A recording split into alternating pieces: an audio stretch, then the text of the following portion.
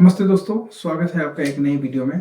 और आज बात करेंगे हम रिसेंट अपडेट जो कि माइक्रोसॉफ्ट अज्योर में इंट्रोड्यूस हुआ है या क्या है latest update. So welcome to tech connect with RKM. We are going to talk very important Azure and AI updates. So basically in this update video we will be talking in a very short and practical highlights about the recent updates. सो चलिए video को start करते हैं। और हाँ, start करने से पहले channel को सब्सक्राइब जरूर कर लीजिएगा। So let's start with first announcement. Microsoft is retiring the Windows Server annual channels for AKS. So now going forward, LTSC is a recommended options. LTSC gives longer support and better stability. So yes, if you are planning to if you are running Windows nodes on AKS, you need to check your OS channel, and you have to create a plan for upgrade or migration. That is a very quick note to you. The next one is very great announcement. App Gateway WAF Insights. It was much waited on announcement. So Azure Application Gateway now has WAF Insights.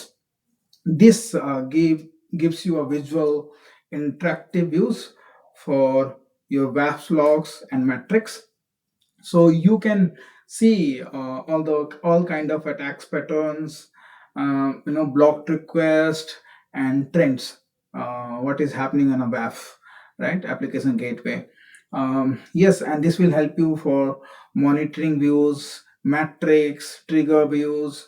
Yeah, it will be great for your security teams and any kind of troubleshooting. So it is definitely going to be very useful for you. And yeah, you can try this. The recent announcement already made for this, and this is a GA. The next one I will say is in a storage part. So premium SSD V2 offers sub millisecond latency. So you can separate your IOPS and throughputs from disk size. This means now you can dynamic perform. It will help you to dynamic performance tuning, and this is definitely going to be ideal for database analytics or any kind of other workload which requires high IO. So it's very important for those. So it's now available more regions and groups, ability zones, and it will be going to available on all the regions. So yes, the next one is again for the storage part, and this is trust me, this is big announcement, big security improvement. So instead of using storage account key, now you can use Entra ID. So SAS can be tied to the Entra ID, and SAS token can now be bound to a specific users or managed identity. So you can restrict who can use the SAS, and this is very much recommended for sensitive and enterprise workloads. Yes, so this is again a great announcement for in terms of storage and security part. Yes, the next one is Azure AI Search. So Azure AI Search now supports sensitivity labeled content, and it can index data from Blob, Data Lake, SharePoint, and OneLake. The labels are still in force at query time, but your user can see what they are allowed to see. So definitely it's good for sensitivity of your data labels, and great for secure AI grounding. Definitely is going to be a great for AI grounding and enterprise search, secure AI grounding and enterprise search. Next one is it's, it's a massive one. Um, PSQL, Premium SSDV2 geo-redundant backup. So it's a great for the BCDR part. So business continuity and disaster recovery. If you're looking to improve your business continuity and disaster recovery, and you are using PostgreSQL, so now it's supported, for the backup, geo-redundant backup. Backups are replicate to the, you know whatever your peer region, or whatever your secondary region is, and this allow cross region restore. So definitely it's a great announcement for mission critical workloads which is using PostgreSQL, and you want to improve for BCDR perspective. So this is again a great announcement.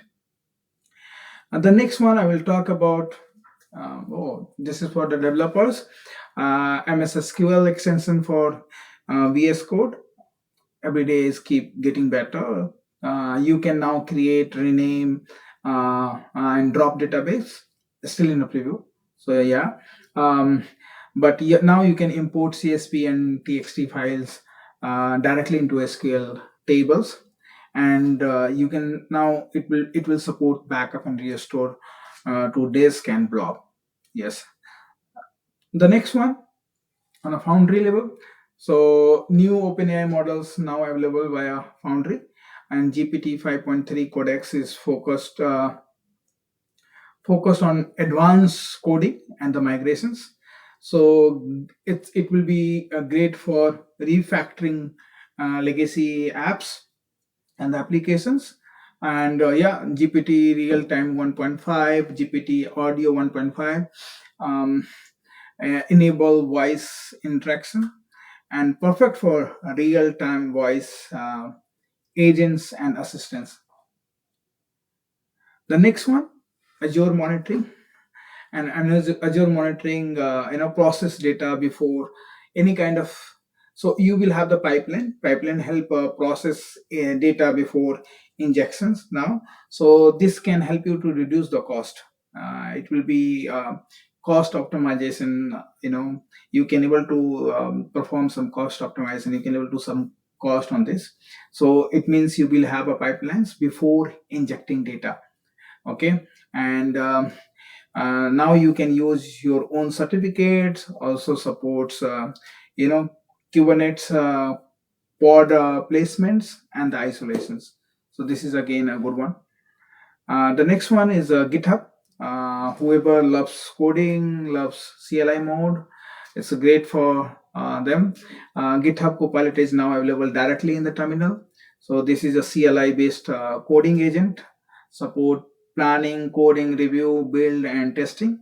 So it means it will cover complete DevOps lifecycle, and works with multiple AI models, not only OpenAI. Yeah, not just OpenAI. So great for developers who live, yeah, as I said, who lives with the command, who likes command. Yeah. So yeah, these are the quick updates from the recent week. And if you like to deep dive any topic, please let me know. If you like my video, please like, comment, and share. And please don't forget to subscribe my YouTube channel. Thanks for watching. Thanks for your support on a previous video.